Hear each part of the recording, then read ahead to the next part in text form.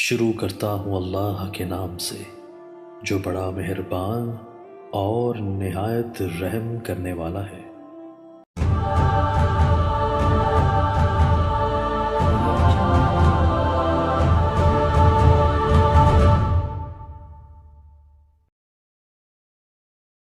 کہتے ہیں جی کہ عورت سے جماع کے وقت لائٹ بند کرنا ضروری ہے؟ کوئی ضروری نہیں ہے، آپ کی بیوی آپ دیکھ سکتے ہیں، اس میں کیا ہے؟ اندھیرے کر دیں، یعنی اس کا معنی یہ ہوا کہ دن میں کبھی میاں بیوی نہ ملیں، پہلے اندھیرے کا انتظام کریں۔ پتہ نہیں کہاں سے لوگوں نے مسئلے گھڑے ہوئے ہیں۔ کہتے ہیں جی کہ عورت کو تیار کرنے کے لیے پہلے اسے طلاق یا کوئی جنسی باتیں بالکل کرنی جائز ہیں، کیونکہ قرآن بھی یہی کہتا ہے۔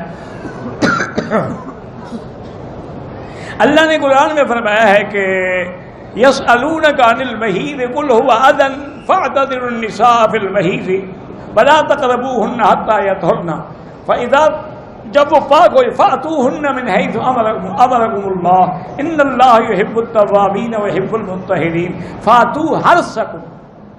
قرآن کہتے ہیں حرث اپنی کھیتی کی جگہ، تو کھیتی میں تو ہل بھی چلانا پڑتا ہے، پانی بھی لگانا پڑتا ہے، اس کی چھانٹ چھکال بھی کرنی پڑتی ہے، بوٹیاں بھی مارنی پڑتی ہیں، تبھی کھیتی ہوگی نا، تو اس لیے سب جائز ہے۔ بلکہ علماء نے یہ بھی لکھا ہے کہ اگر میاں بیوی آپس میں پیار کر رہے ہیں، طلاق کر رہے ہیں، بوس و کنار، تو یہ نفل پڑھنے سے بھی زیادہ ثواب، کیونکہ اس سے وہ زنا سے بچے گا نا۔ اور اگر محبت نہیں ہوگی تو وہ منہ کالا کرے گا، جہنم میں جائے گا۔ اگر عورت اپنے مرد کے اس شرمگاہ پہ بوسہ دے، بہرحال یہ شریعت کے خلاف ہے۔ میاں بیوی بغیر کپڑوں کے سو سکتے ہیں؟ کیوں نہیں سو سکتے؟ ہاں میاں بیوی ہیں، بالکل سو سکتے ہیں۔ تم وہ مسئلے پوچھو نا جی شریعت کے یا تقوی کے، پرہیزگاری کے، وہ چھوڑو۔ وہ تو انبیاء نے تو کبھی دیکھا نہیں، بیوی فرماتی کہ میں نے حضور کا بدن ہی نہیں دیکھا، تو بغیر کپڑوں کے کیسے سوتے ہوں گے؟ وہ بلند مقام ہے۔ جہاں تک فتویٰ ہے وہ یہی ہے کہ تم میاں بیوی سو سکتے ہو بغیر کپڑوں۔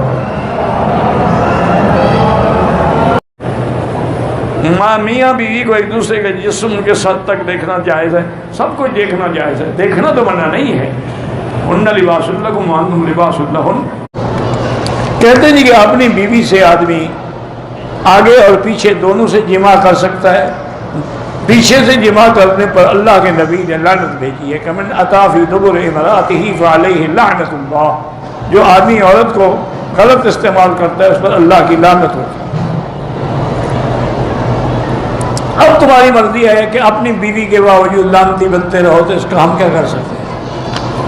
اصل مشکل یہ ہے کہ آج کل ہم جس دور سے گزر رہے ہیں نا جی، یہ بڑی فحاشی اور عریانی اور بے حیائی کا دور ہے۔ فلمیں ہیں، اچھا پہلے تو لوگ پھر بھی فلم دیکھنے کے لیے جاتے تھے، اب تو آج ہر آدمی کے ہاتھ میں اور جیب میں موبائل ہے، جب چاہے فلم دیکھ لے، جب چاہے جو چاہے دیکھ لے۔ تو اس وجہ سے یہ ساری بے حیائی پھیل رہی ہے، ورنہ آج سے 10 سال پہلے بھی کوئی مسئلہ نہیں پوچھتا تھا۔ یہ مسائل اب پیدا ہوئے ہیں کیونکہ فلمیں دیکھ دیکھ کے یہ سیکھ رہے ہیں۔ اور کچھ بدبختی یہ ہے کہ شیعہ نے اپنے کتابوں میں بھی لکھا ہے کہ جائز ہے، اور ان کے علاوہ بعد ہمارے یعنی مسلمان شیعہ بھی نہیں، انہوں نے بھی اپنی کتابوں میں لکھ دیا کہ جائز ہے۔ انا للہ و انا الیہ راجعون۔ اللہ تبارک و تعالی سے دعا کریں کہ اللہ ہمیں مسلمانوں کو، ہر کلمے پڑھنے والوں کو، مرد عورت کو گناہوں سے محفوظ رکھے۔ کہتا ہے کہ بعض اوقات بچہ دودھ پی رہا ہے، اس وقت بھی خاوند اپنی بیوی سے مل سکتا ہے، لیکن بہتر یہ ہوتا ہے کہ ایسی حالات میں نہ ملیں۔ چاہے بچہ دودھ پینے والا ہو، اس کے دماغ میں ہر چیز آتی ہے جو کچھ تم کر رہے ہو۔ وہ ایک کمپیوٹر ہے، اس میں فیڈ ہو رہی ہے ہر چیز۔ وہ بول نہیں سکتا، لیکن بڑا ہوگا اور پتہ لگے گا میرے باپ کا یہ حال ہے۔ اگر 2 بیویاں ہیں میری، ایک ہی کمرے میں، ایک دوسرے کے سامنے میاں بیوی ہم مسٹیکٹ نہیں کر سکتے ہیں، دوسرے کو ایذا پہنچانے کی اللہ نے اجازت نہیں دی۔ ایک ہی وقت میں 2 یا 3 بیویوں سے جماع کر سکتے ہیں؟ جی کر سکتے ہیں، کیوں نہیں کر سکتے؟ اگر اللہ نے تمہیں طاقت دی ہے کر سکتے ہیں۔ اور یہ تو حدیث میں بھی ہے، میرے آقا جب حج پہ تشریف لا رہے تھے تو ساری بیویاں ساتھ تھیں، اور آخر میں آپ کی 9 بیویاں تھیں، 11 سے نکاح ہوا لیکن آخر میں 9 تھیں، وہ 9 کی 9 بیویاں ساتھ تھیں۔ حضور مدینے سے ذوالحلیفہ آ گئے، وہاں قیام فرمایا، رات گزاری، تو اسی رات میں حضور نے اپنی ہر بیوی کے ساتھ جا کے مجامعت کی تاکہ سنت بھی پوری ہو جائے اور احرام سے پہلے سب کے خواہشات نفسانی بھی مٹ جائیں۔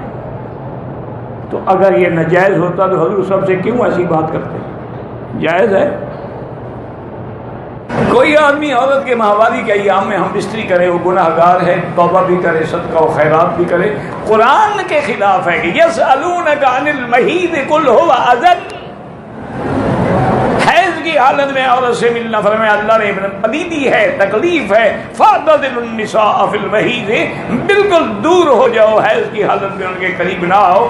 اچھا یہودی تو یہ کرتے تھے کہ اگر عورت حیض میں ہو ان کے گھر بھی نہیں آ سکتی تھی، دوسرے کمرے میں رہتی تھی، برتن بھی دوسرے، کپڑے بھی دوسرے، کھانا بھی الگ، ہر چیز الگ۔